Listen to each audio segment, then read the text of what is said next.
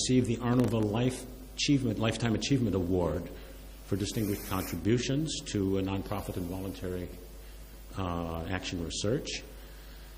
And that was in 1993. He's since then founded and is the chair of a section of ARNOVA known as Community and Grassroots Associations. Very prolific, very influential, very much a pioneer. David would describe himself as an entrepreneur. The point is, I think, that he branched off in a very new direction that sociology was not going in at that time, and indeed is still not going. We remarked the other day how absent in sociological research, purely and simply sociological research, the study of volunteers is. There is no such thing in the American Sociological Association as a section or even recognition of a sociology of volunteering. Yet it is clearly important, clearly a complicated field, and clearly one that Dr. David Horton Smith has himself begun and sent us, on the sociological side anyway, in a very interesting direction. I present to you then Dr. David Horton Smith, who will talk on volunteering and the nonprofit sector.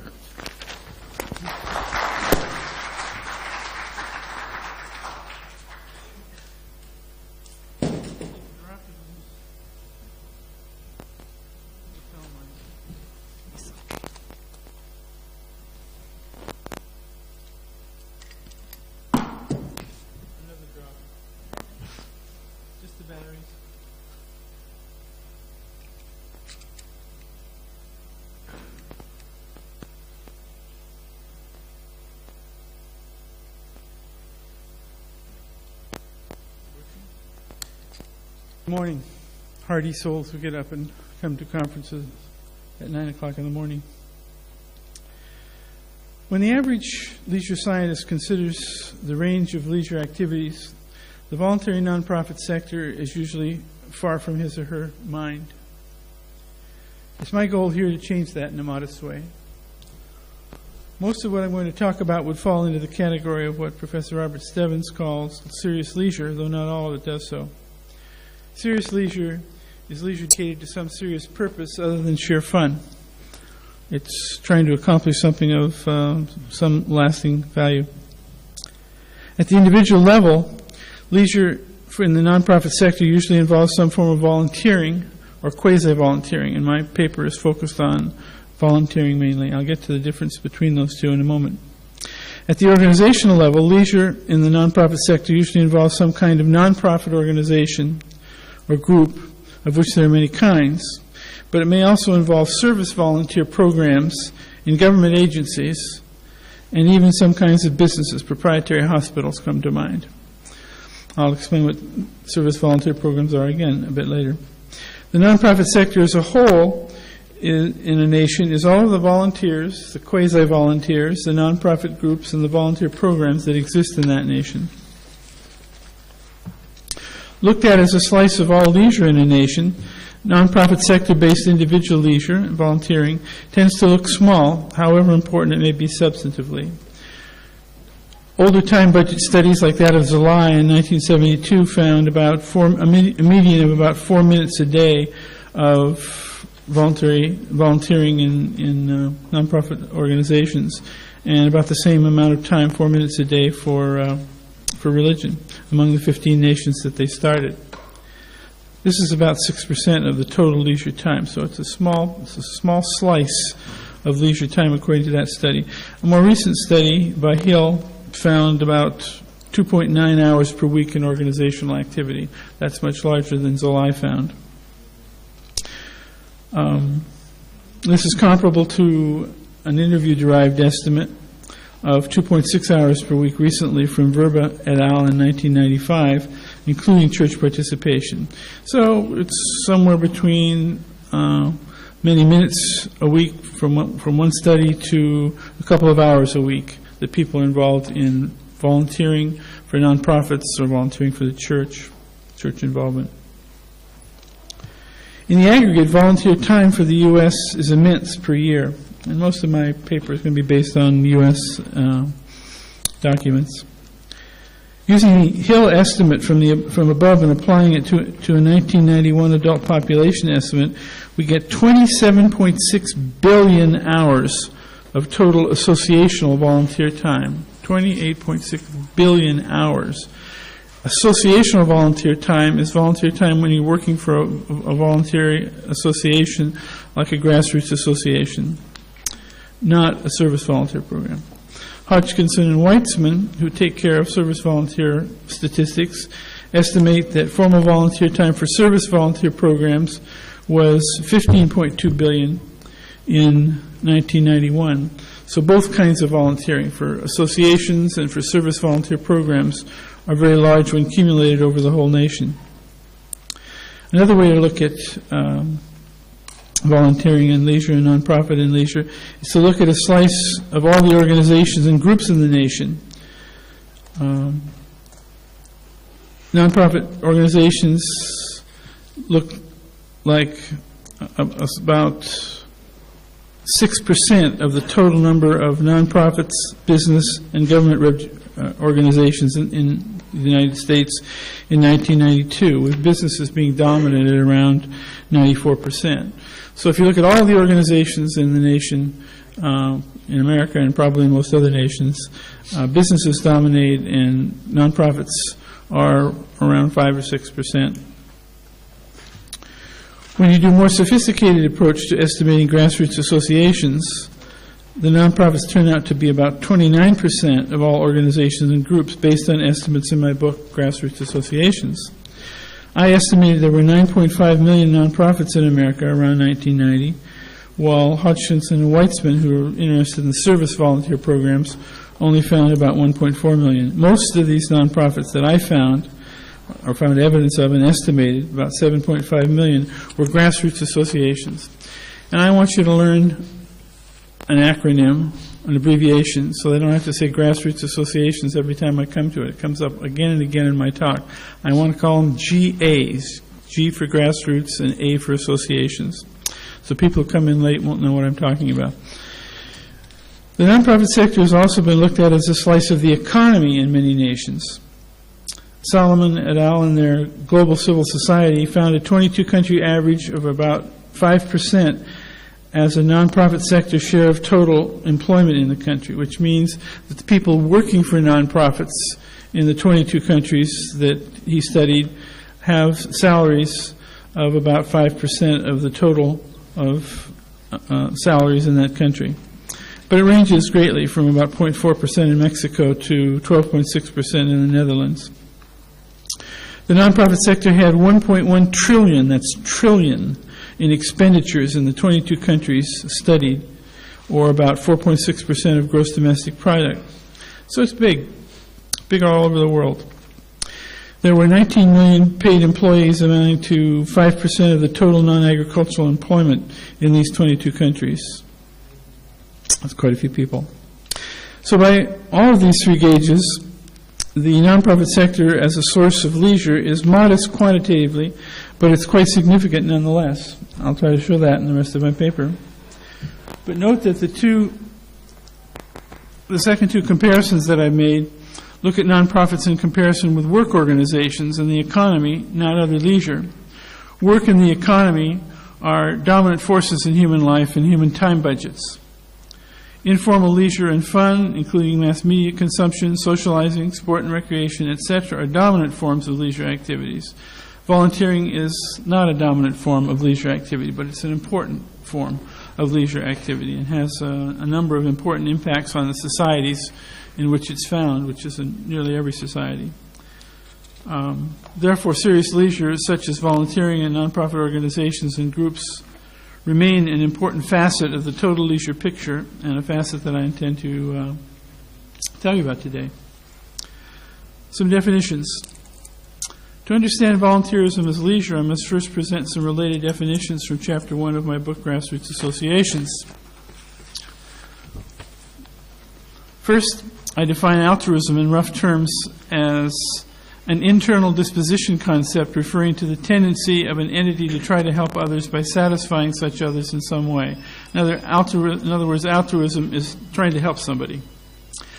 I then define voluntary altruism as a special form of human altruism found particularly in the nonprofit sector, which is humane, freely chosen, biosocially uncoerced, helpee sensitive, that means that is sensitive to people that are trying to be helped, and unremunerated or under-remunerated relative to the market value of services, and based on a mix of self and other serving motives.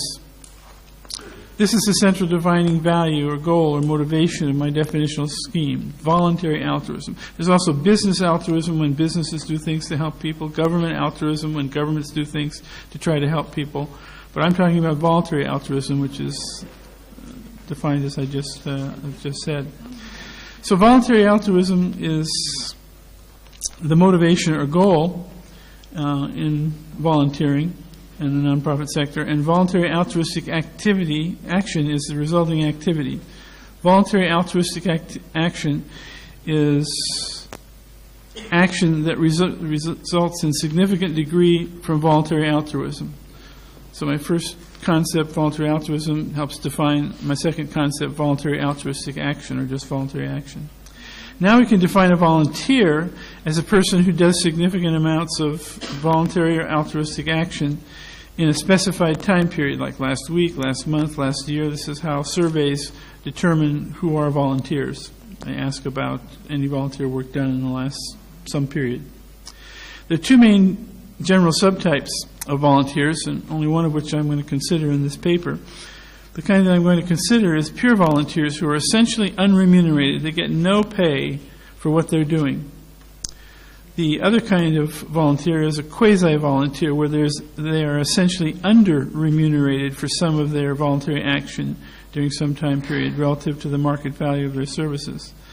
An amateur sports team member who receives no pay at all is a pure volunteer, the kind of volunteer I want to talk about in this talk.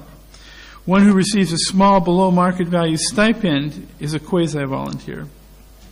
From one point of view, nearly all staff workers of nonprofit organizations are under-remunerated relative to the business sector, and hence are quasi-volunteers. But my interests here are more in pure volunteers, so that's what I will focus on in this talk. There are a couple of other distinctions that I want to make. One has to do with the auspices of volunteering, and there's two subtypes. First, there's informal volunteers who are working on their own, free of any formal group context. It would be someone helping a person across the street or someone helping a neighbor. Those would be examples of informal volunteering. That's not what I'm going to talk about. There's not much research on it, and that's one of the reasons. But formal volunteering is much more important. Formal volunteers do volunteer work in this group context and are members of some nonprofit group or service volunteer program. Although the informal volunteering is important, as I said, it's little studied, so I'll concentrate on formal volunteering. The final set of definitions has to do with the kinds of groups and organizations that are found in the voluntary sector. A voluntary group, which I sometimes abbreviate as a VG, or a nonprofit group, which is synonymous, is a group that does a substantial amount of voluntary action during a specified time period. So you can see how I follow through with a linked set of definitions. First voluntary altruism, then voluntary action, and then voluntary groups as groups that do a lot of voluntary action. And there are two kinds of voluntary groups which I will talk about. The first kind of voluntary groups I call volunteer groups, where they're mainly run by volunteer effort. Most of them are grassroots associations, GAs as I will call them. The second main kind of voluntary group is quasi-volunteer groups, where they're mainly run by quasi-volunteer efforts. That is, people who are under-remunerated but get some pay. There's still one last type of definition I have to give, and that's the Service Volunteer Program, or SVP. A service volunteer program is a department of a larger organization that manages a set of volunteers who do work for that organization. Examples would include a hospital volunteer program, a museum volunteer program, a school volunteer program, and even volunteer programs for government agencies. We have in the United States volunteers that work for the Internal Revenue Service, the taxation branch of the government, and they do help to people who need to have help filling out their income tax forms, and there are many, many kinds of government volunteers. To sum up, voluntary altruism is my central value or motivation concept, and it drives voluntary altruistic action or voluntary action. In this paper, then, I will focus on pure, unremunerated volunteers who are active in the context of some fairly formal or semi-formal group. Formal, pure volunteers. Volunteerism as leisure. Studies of pure formal volunteerism in America have been done separately from memberships in grassroots associations and participation in service volunteer programs. The grassroots associations are freestanding autonomous groups, although they may be linked to a higher level organization, and service volunteer programs are these departments of a larger organization. Let me talk about affiliation and attendance at grassroots associations. One of the most thorough studies in the past decade was that by Verba, Schlossman, and Brady in their book Voice and Equality, Civic Volunteerism in American Politics. On page 63, they report the percent affiliated as members or contributors for a weighted sample of about 2,500 cases that resemble the American adult population. And they find that about 79% of the total sample are affiliated to at least one organization, and a substantial portion of all of these affiliates attended meetings. I rearranged the figures in their table in descending order of frequency of affiliation, and I've got a overhead that you can look at. That's a rearranged table from Verba, Schlossman, and Brady, and shows you that charitable and social service voluntary associations by far have the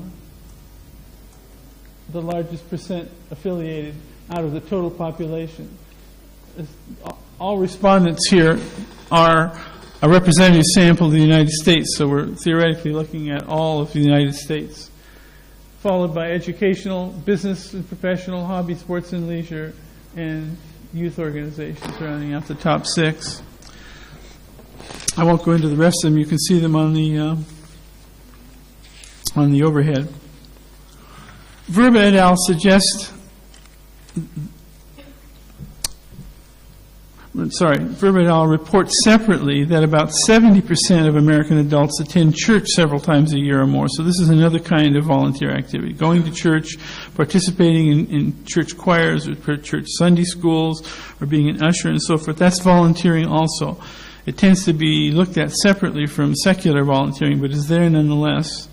And there's a lot of it, at least in the United States. Now, the United States is a particularly religious country and probably has more church volunteering than most European countries, for instance. At the level of activity in grassroots associations, other studies have shown that about half the U.S. population is active in at least one grassroots association. Now, when I say active, it means they go to at least one meeting a year, or they have a post, an officership, or chairmanship, they're on a committee, something like that. So half the adult population is active in at least one GA in America. People go to meetings and get active in various other ways, volunteering their leisure time to the group. And in addition, about the average American adult belongs to about 1.5 grassroots associations. So most people in America don't just belong to one association, they belong to 2 or 3, and some people belong to none, making the average about 1.5.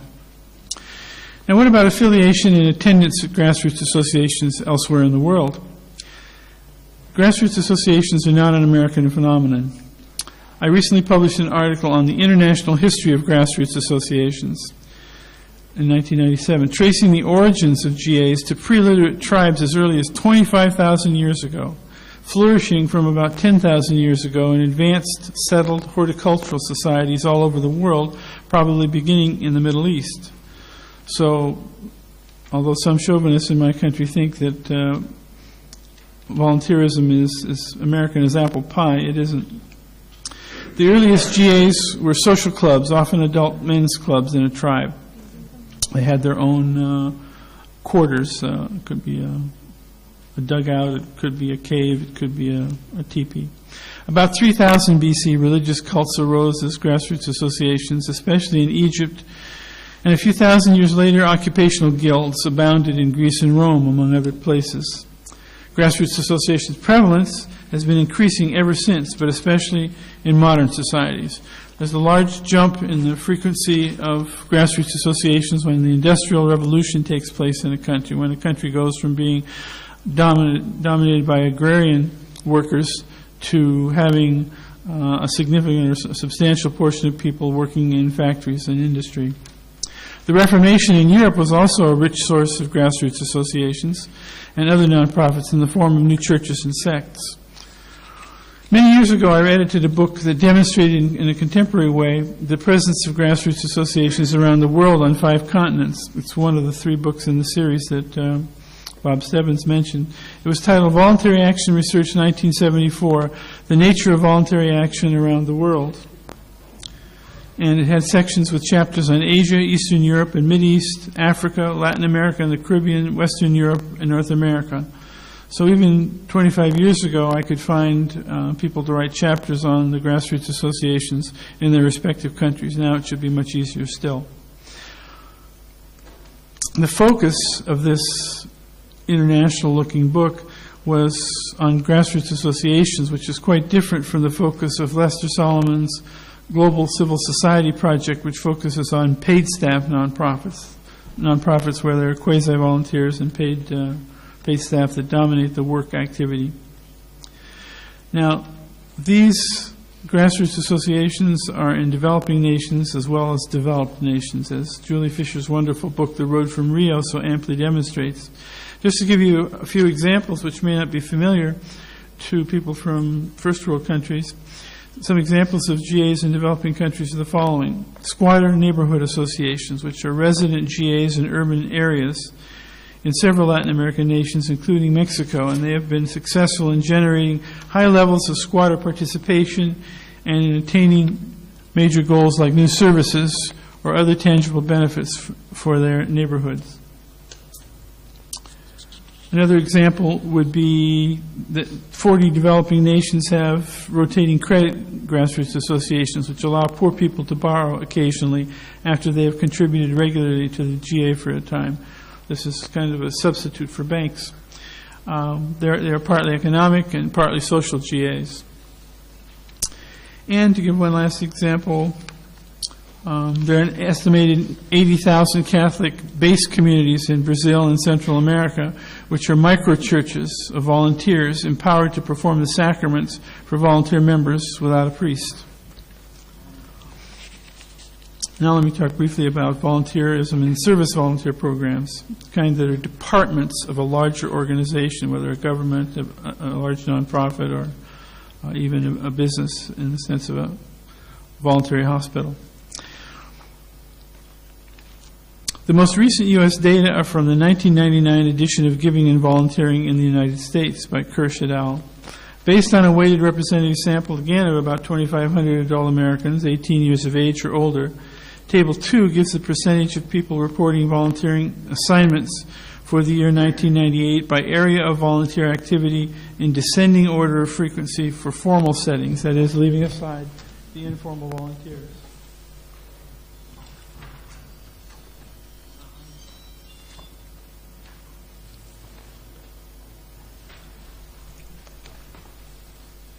That's the table. The interesting thing is that there are 2 kinds of groups that come in the top 5 in both tables, the table for grassroots associations and the table for service volunteer programs. And those 2 are education and human services or social services. Those are in the top 5, whether you're talking about service volunteer programs or grassroots associations.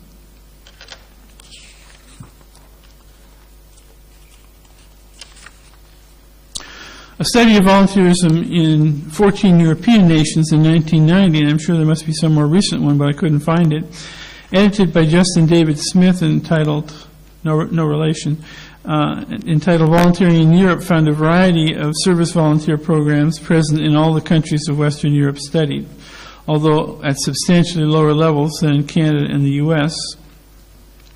Remember, in Canada and especially the U.S., something like half the population is involved in these kinds of volunteer assignments, service volunteer programs.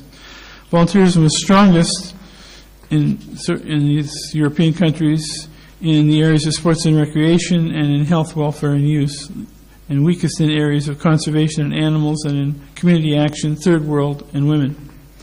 But there are wide intercountry variations. Well, having tried to demonstrate something about the magnitude of volunteering in the nonprofit sector, I want to turn to impact and meaning of such volunteerism. It's not sufficient to demonstrate that there is a lot of volunteerism that exists in leisure time activity all over the world, both in grassroots associations and service volunteer programs. Another important question is what it all means in the lives of the participants. What impact does it have? I shall undertake to answer this question separately for grassroots associations and service volunteer programs because the literature on the impact is separate and there isn't much on the service volunteer programs. I personally paid most of attention to the grassroots association impact literature. So, first, grassroots association impact. Several expected kinds of impact tend to be present as a result of GA activity, flowing from the structure and processes common to GAs generally in relationship to individuals and their relation to the larger community and society. In other words, it's the nature of grassroots associations that brings about the impacts that I'm going to talk about. The following is a list and general description of 5 major substantive types of GA impact, which I theorize from the research literature are most important for GAs. And I've combined some substantive impacts that could be separated in order to make the total set of impact types more compact and readily grasped by the listener. The first of the 5 types of impact is support, social support, and helping.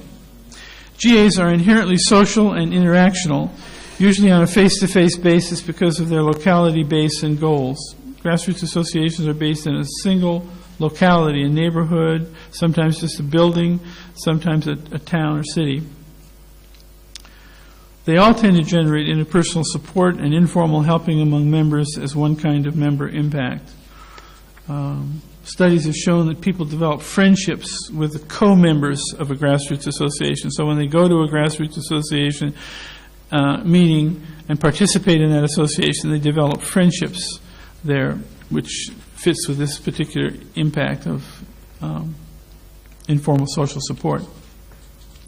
Some 40% of American adults, according to Wethnow, are in small social support mutual aid groups, which are especially important sources of social support by definition. They are self-help groups, Bible study groups, Sunday school classes, book and discussion groups, political and current events groups, sports and hobby groups. Wethnow found in his national representative sample of such support groups that they were credited by 82% of their members with making you feel like you're not alone. That's social support. And by 72% with giving encouragement when you were feeling down, which is a kind of informal helping. And with 43% with helping through an emotional crisis, among other kinds of help. So people in grassroots associations depend on each other, make friends with each other, and give help to each other. In some instances, GAs have had non-member serving goals that fall into this category of helping. And they're able to turn internal cohesion into various kinds of service activities of potential or actual use to target non-members.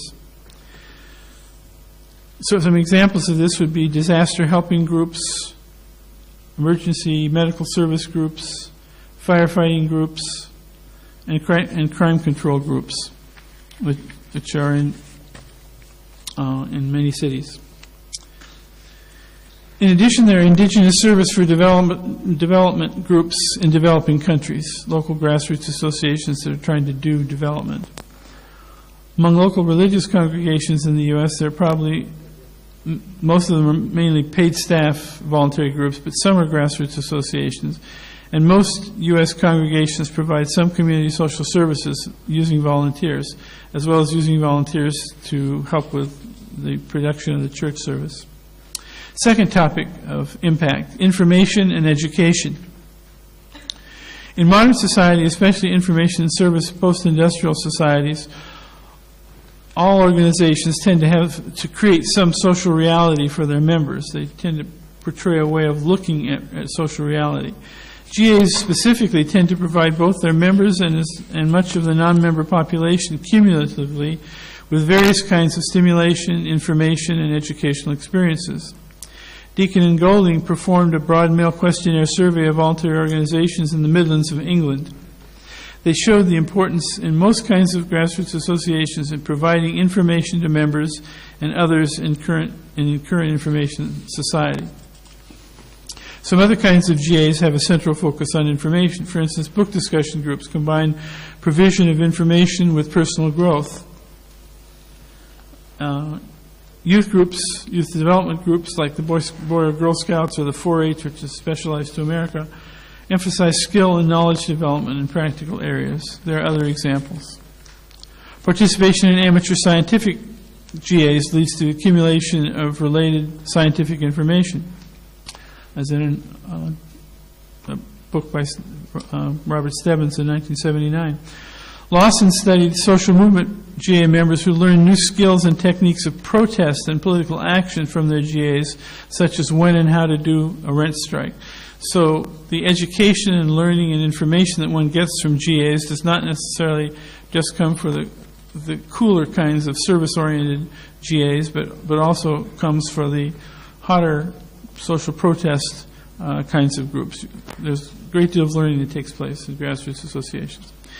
In addition to emphasizing experiential knowledge as the basis of their healing and supportive effects, self-help GAs in particular usually convey information to participants about the problem of focus, whatever the self-help group is set up to focus on, and how to deal with the problem in everyday life, available services, available supportive people and sponsors in the GA, and how to think about oneself in a new way. This latter matter of worldview transformation is the most extensive and encompassing process of education or information provision. The information absorbed is internalized and leads to dealing with everyday life in radically new ways. For instance, the Alcoholics Anonymous member who makes such a transformation not only stops drinking alcohol, but avoids bars and drinkers and has a new philosophy of life. Sects and cults provide similar worldview transformations among GAs. There are some wonderful impact studies, one with a pre-test, post-test control group design in a job-finding club that demonstrate how the information from that club helped the members get jobs within 3 months, where only 65% of the control group non-members found jobs in 3 months. So there's some studies of impact that show the stark importance of information received from grassroots associations. Sociopolitical activation and influence is the third impact area.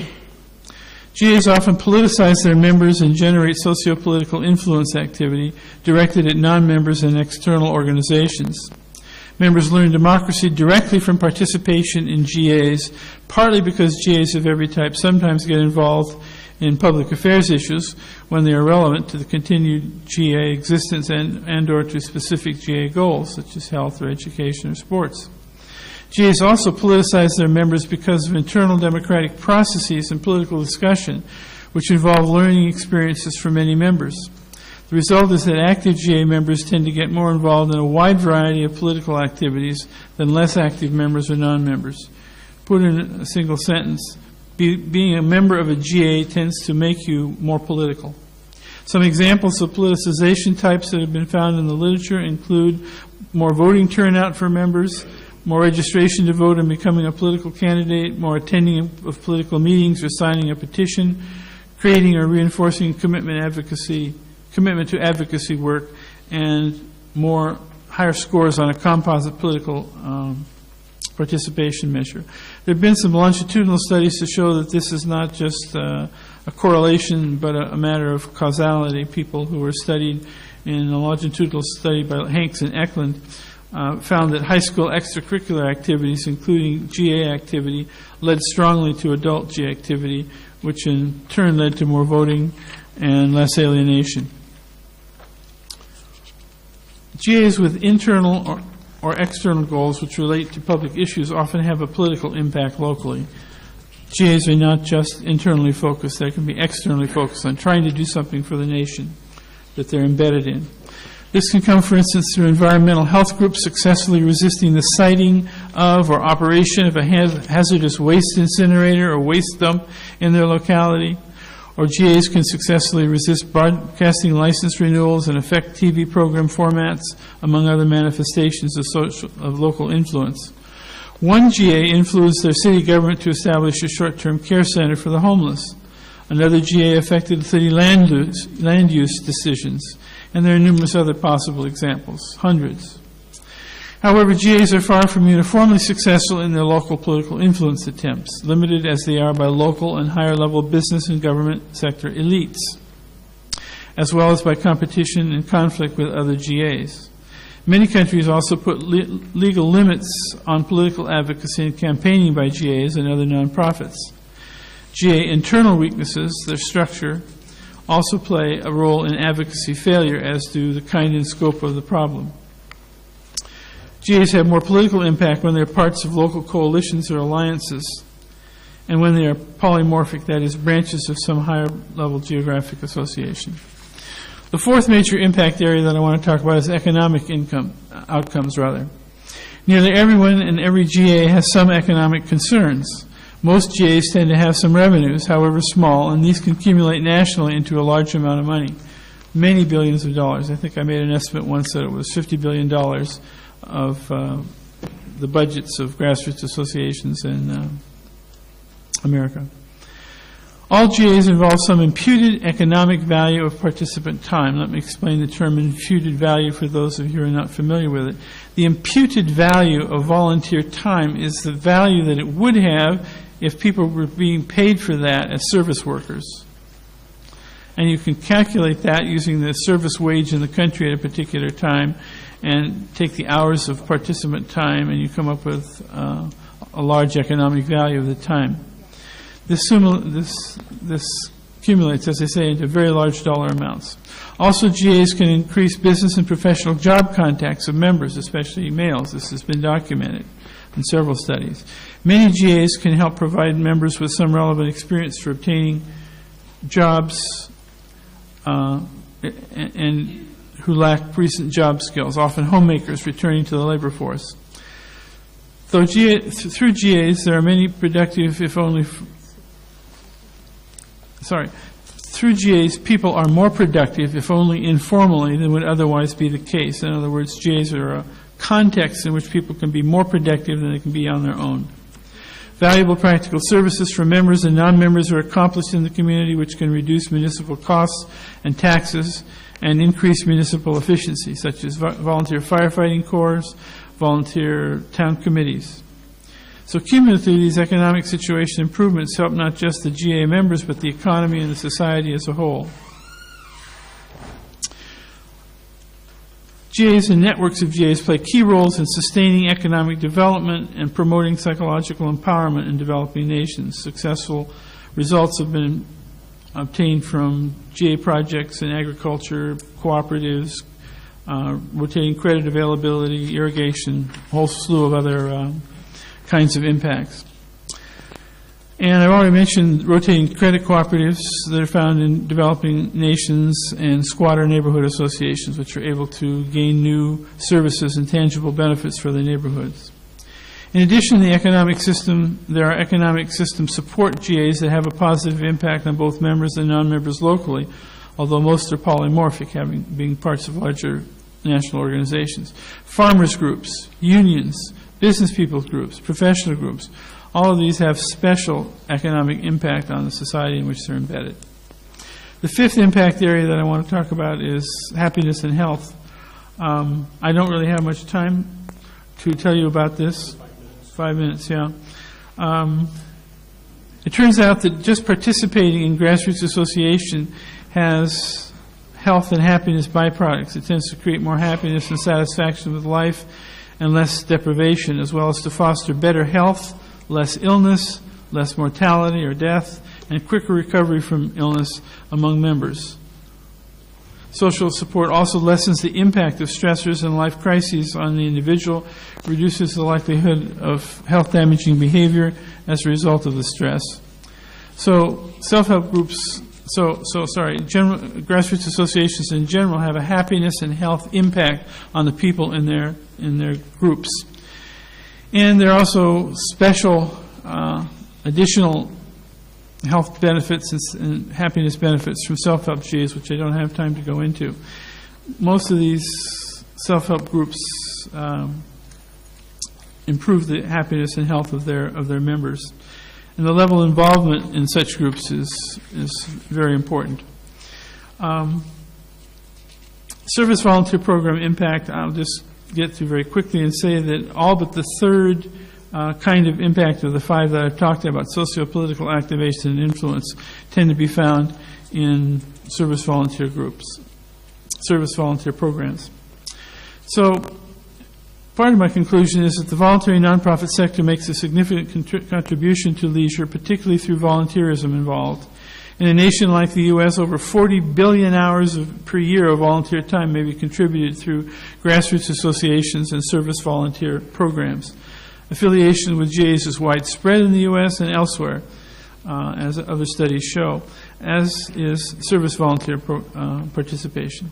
All this volunteering has an impact on the five major areas, impact areas that I've talked about. And I'd like to say just a couple of words about the global forces, local responses in relationship to grassroots associations. First, as far as globalization, there are grassroots associations and volunteer programs all over the world. More grassroots associations than service volunteer programs, but this is a growing area. In the U.S., one aspect of the globalization is transnational voluntary associations, which are associations that have some kind of a linkage with another country or several other countries. For instance, in the Friendship area, there's Sister Cities International. In the youth area, there's the Experiment International Living. In the professional and scientific area, there's the International Research and Exchange Board, and so on and so forth.